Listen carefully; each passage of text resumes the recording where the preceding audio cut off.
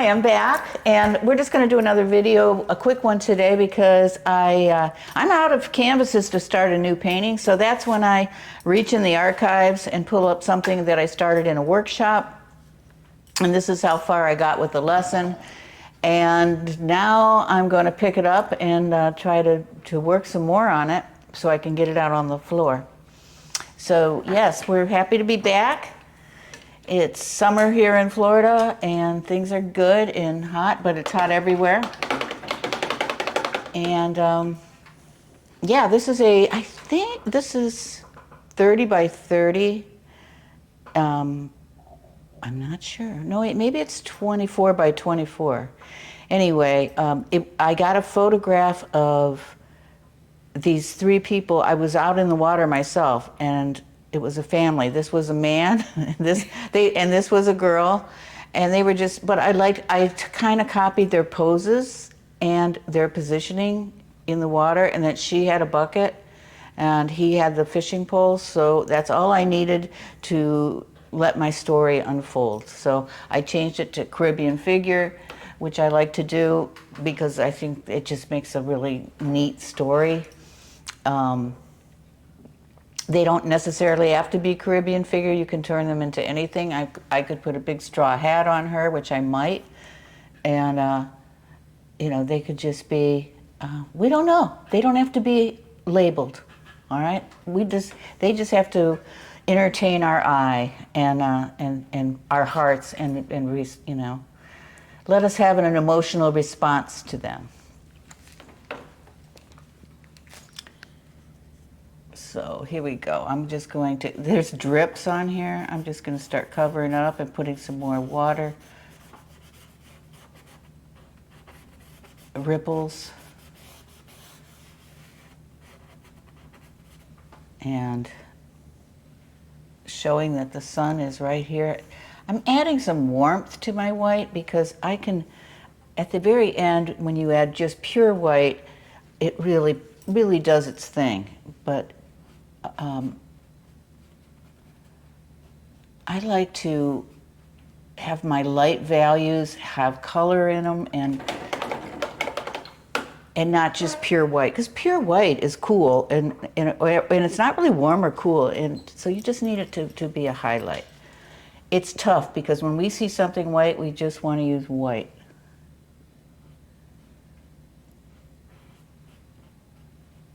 Popping a little color there. I'm going to do the same with her over here.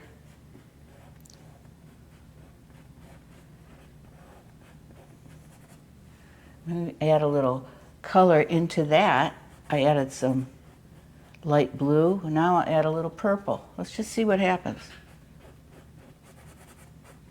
Look at all those beautiful colors going on in there. Add some purple.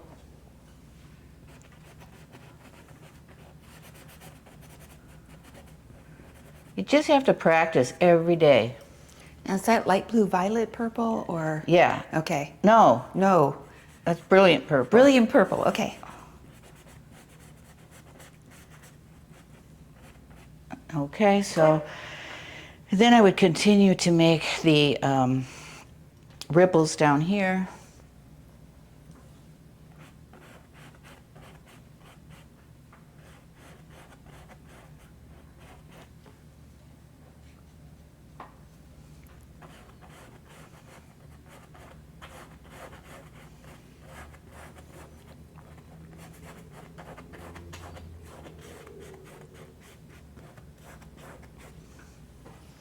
And, you know, I don't know, just kind of, we could put all different kinds of values in there. I'm going to go a little deeper with some green. It's tough. I'm going to use my messed up palette to just try different colors, but just to do some different strokes. This is pretty green.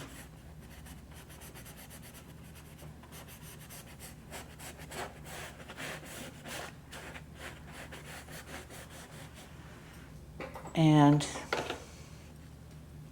I'm going to go in just with some light blue, maybe some white, and just, and when you do your, you know, water, you just keep all these lines going horizontal and not too uniformed, you know, and they just kind of stay in areas.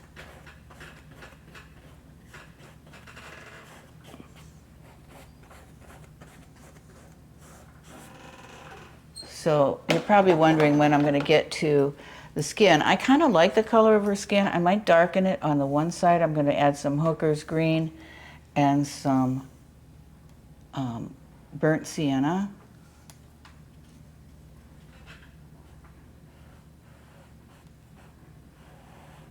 Just because it's so dark, and it's a really great contrast that makes this painting go pow. Now I'm going to lighten her arm up a little bit with that's some raw sienna. I think I'll add Naples to it. It'll turn kind of green. I liked it better before. Anyway. Let it dry and paint over it. That's right. Look at it, I just missed my bucket. I can't believe it. Yeah, I liked her arm better before. Oh well, I'm going to do what I tell everybody not to do. Leave it alone. But I'm not, because I can't stand it. Do as I say, not as I do. Right. And that, I find myself doing that all the time. Because it just drives you crazy, and you know you can fix it, but it's wet, so you can't. I'll move on.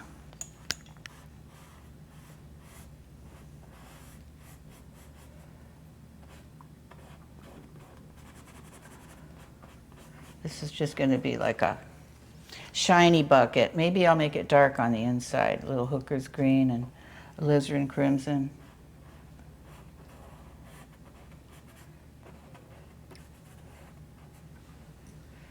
Looks a little better, I don't know.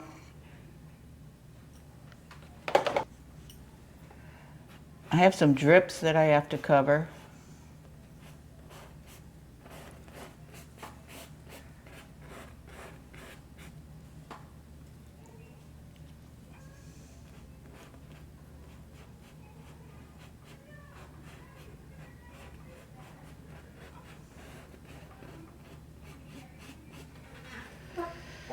It's getting filled in.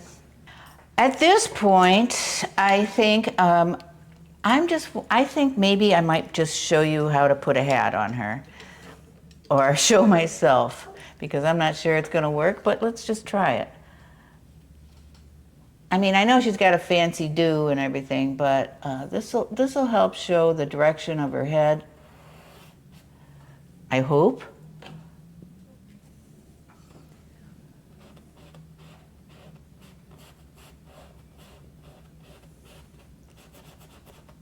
Yeah, and when you do hats, I don't like that, but when you do hats, the line actually goes right through the head. It doesn't sit on top of the head. Kind of like that would just kind of show that this person has a hat, and maybe, because her head, I have her head turned all the way around.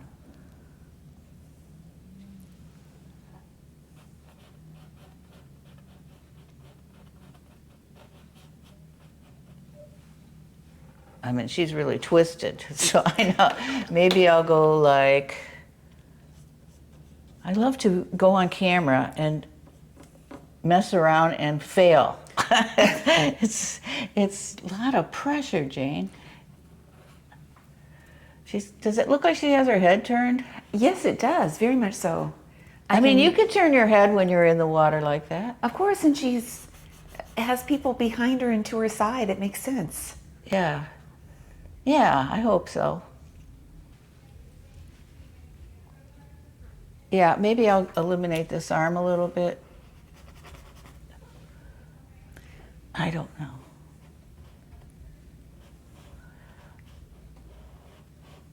And I'm going to skinny that arm up a little bit. I wish I could do that to myself. So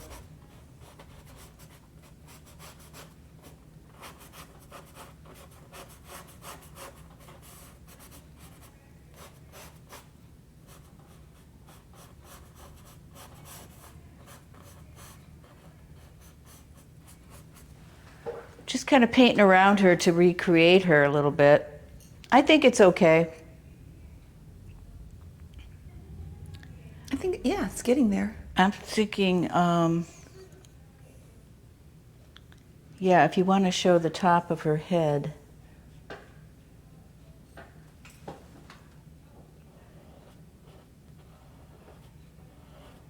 That would be the top, and I don't, see, I'm starting to overthink it today.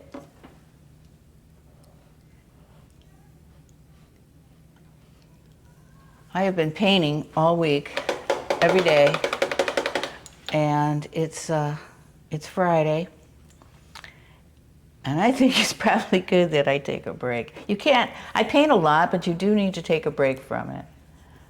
And kind of recharge your... Recharge, get inspired, do research on other painters, you know, don't think about it at all.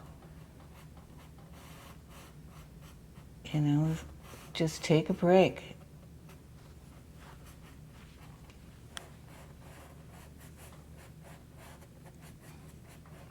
Or find creativity someplace else. And then get back to it. I always love coming back after being not painting for 2 days. I get really excited about getting back to the easel. It's Jane's addiction. It's my, yes, that's true. You would know that, Jane. Yeah. So anyway, you can see I jump all over the place, but I just picked up some phthalo. It's hard to tell on the camera. The colors aren't exactly what, you know, pure, or what's, as I watch these videos, I can see the colors a little different on the videos than it is in real life. But that's a aqua. That's got phthalo green and white in it. I'm gonna throw that somewhere else, maybe in her, because that might reflect up. Just a little glazing of a little transparent color thrown in there.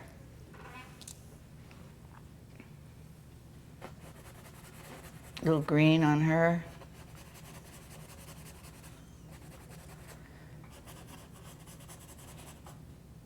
And I don't know why I'm painting that green, because I have a plan. Okay, I've decided I'm going to, we just stopped for a second, but I'm going to make her hat red, because everything else is going to be the white and the blues, and then that's going to really pop out.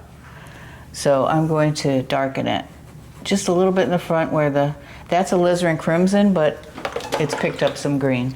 So I'm going to use another red right here. And then the bright red, maybe with a little Naples yellow right here.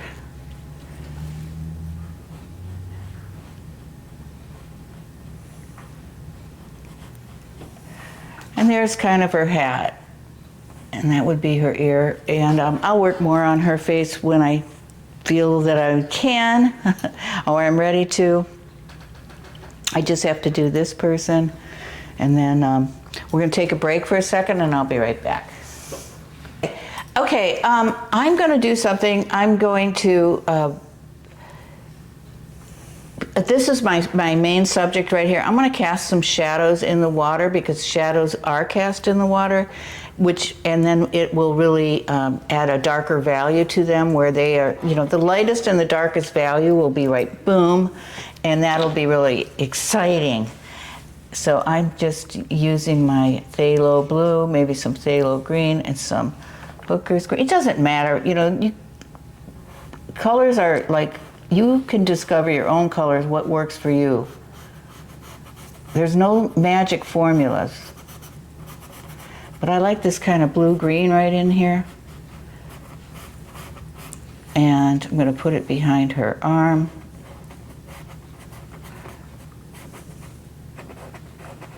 And right in here, which kind of defines her more.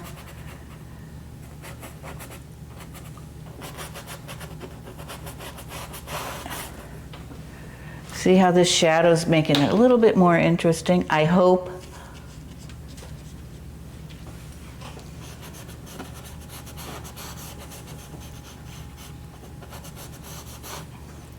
I haven't worked on this figure, but it will get shadow over here. And then all this darkness will connect my 3 figures.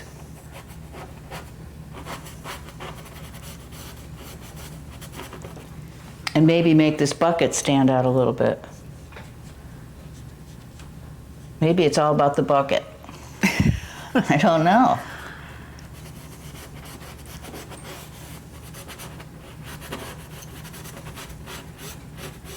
See how shadows can be in water too? Yes. Isn't that fascinating, Jane?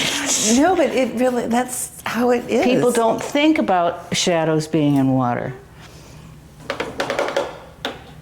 So to make this look more maybe like a bucket, I'm gonna go like, put a thing here and just perfect. Sort of like that. And then I'm gonna probably work on this some more, finish the back of this water with just more brush strokes like I've done here, redo my sky a little bit, and this poor person out here, we know he's there, but I haven't invented him yet, or her, probably a her. And that'll be my story. So thank you for watching this video, and we'll see you on the next video. Stay tuned. Please go to my website, janeslivkagallery.com, and my workshops will be listed where I'm going to be and how to register in the different areas. And then hopefully we can paint together sometime. So thank you for watching. Oh, and also you can buy a class on the shop page. So anyway, thank you. We will see you on the next video, and take care. Keep painting. And the class is only $25. Oh, the class is only $25. Okay, so yeah, and it's a good deal, and they're pretty popular. So thank you.